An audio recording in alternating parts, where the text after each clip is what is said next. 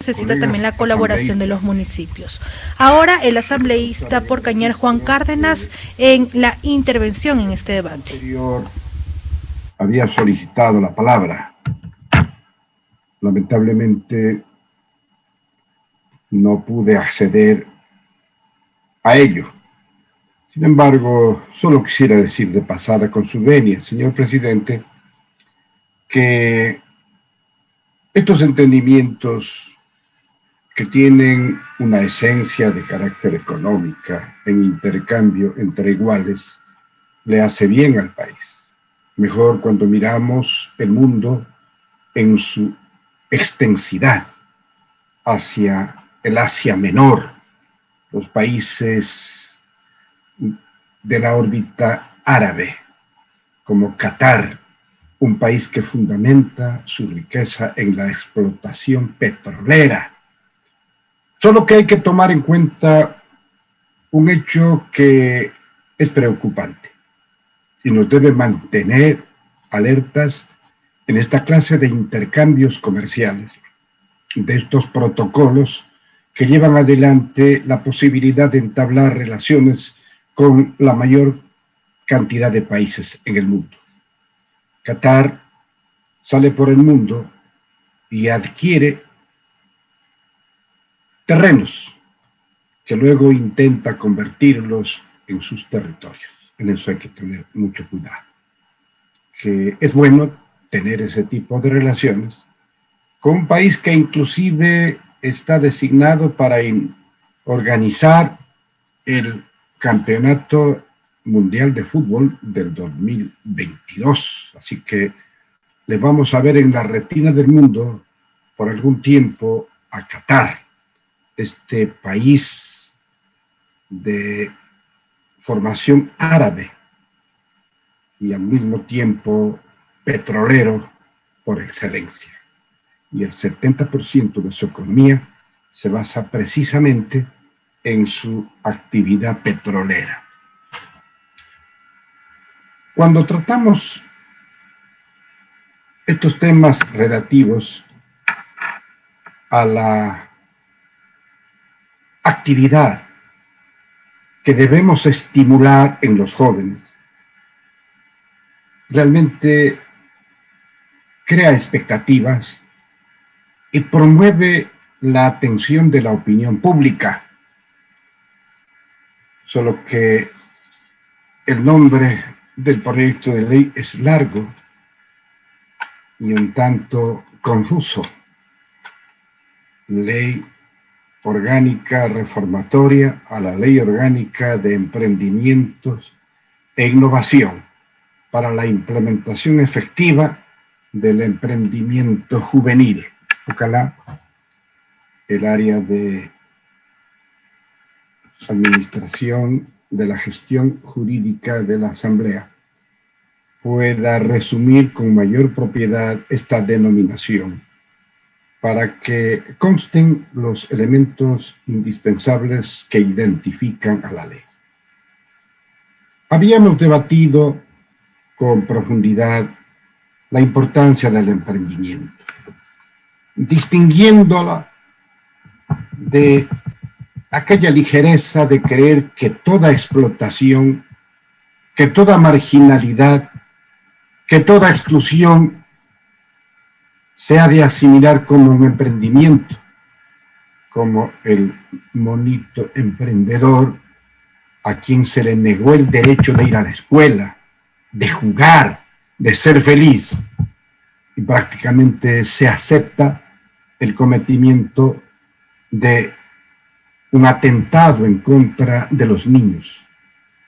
El Ecuador tiene una tradición de haber combatido el trabajo infantil, porque ello significa la consumación de una terrible injusticia, con lo más sublime, sagrado y elevado que tienen las sociedades, y es su niñez. No estamos hablando de ese emprendimiento.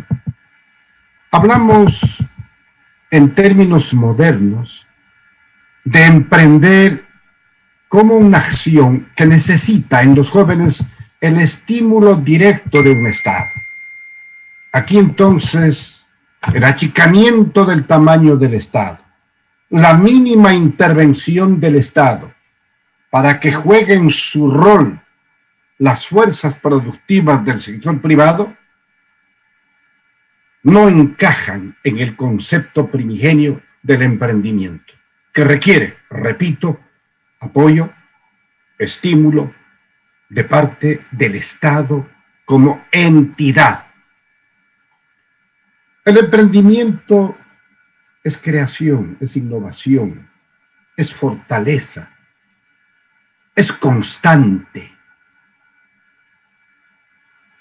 El emprendimiento se basa en las virtudes y cualidades más importantes del ser humano. Así que entregar recursos en vez de estar pagando por anticipado deuda externa para satisfacer la insaciable codicia de los especuladores de papeles y bonos de deuda externa, es una excelente inversión del Estado dedicar recursos preferentes a la innovación. Porque ello crea una unidad productiva que por sí, con el primer impulso y estímulo, se convierte en una fuerza autónoma que genera producción, riqueza y puestos de trabajo. Por manera que habíamos debatido a propósito de una ley similar sobre la naturaleza misma del emprendimiento. Y hemos de decir con preocupación que no está garantizado el impulso a los emprendimientos y a la innovación cuando preferimos el mínimo Estado, el Estado policía, para que proteja los privilegios de un segmento que no va más allá del 8% de la población. Cuando entendemos el concepto de solidaridad, de inclusión, allí sí podemos insertar el emprendimiento como un émbolo que permite dinamizar sectores inexplorados de una economía de avanzada y de verdadero desafío. Por manera que a la comisión que lleva adelante la formulación de las observaciones para segundo debate, le pedimos hacer un esfuerzo que permita crear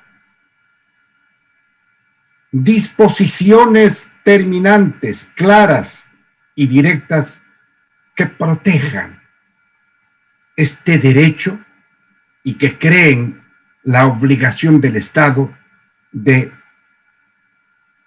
respetar la intangibilidad de estas actividades que para nosotros son fundamentales y que se basan en el emprendimiento que rompe esquemas, en la innovación que es capaz de crear expectativas productivas que se salen del concepto clásico de explotación del capital sobre el ser humano.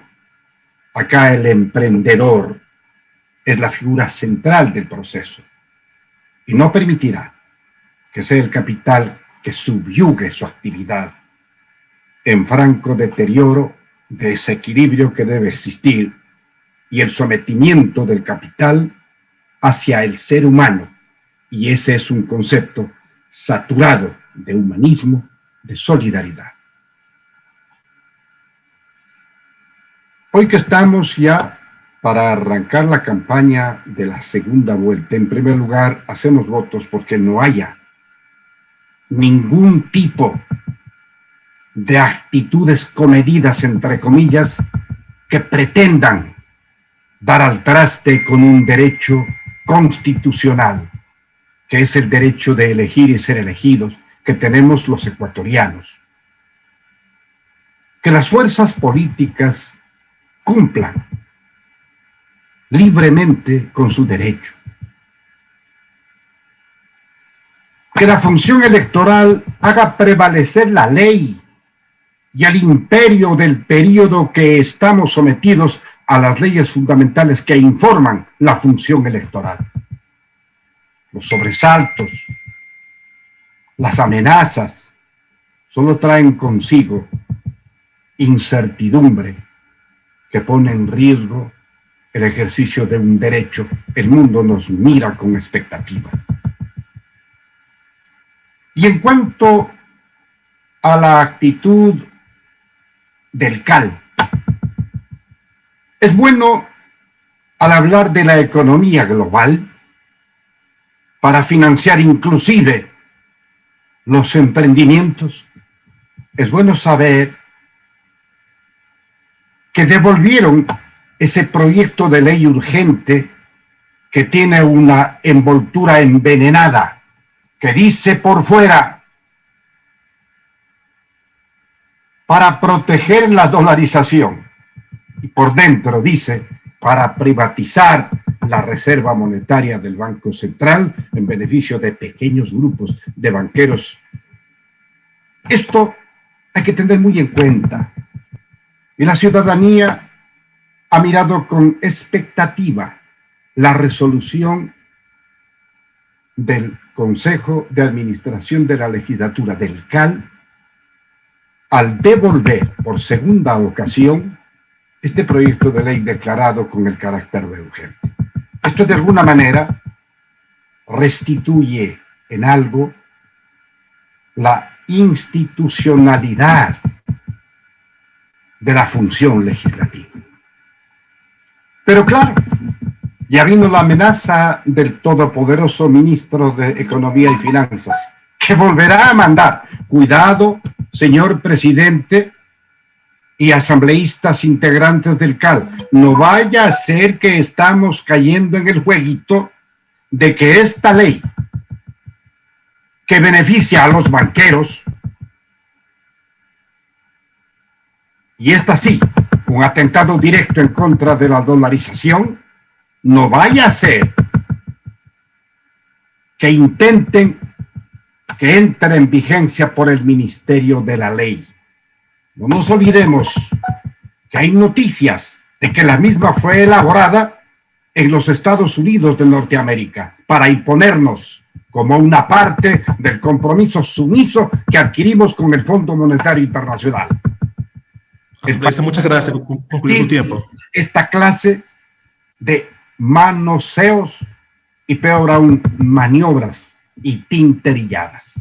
Quedamos advertidos entonces, queridos compatriotas, con esto que es un debate realmente peligroso, porque está en juego el interés y el derecho de 17 millones de compatriotas, incluidos los emprendedores y los innovadores. Gracias, señor presidente. Hemos escuchado ahí al asambleísta Juan Cárdenas.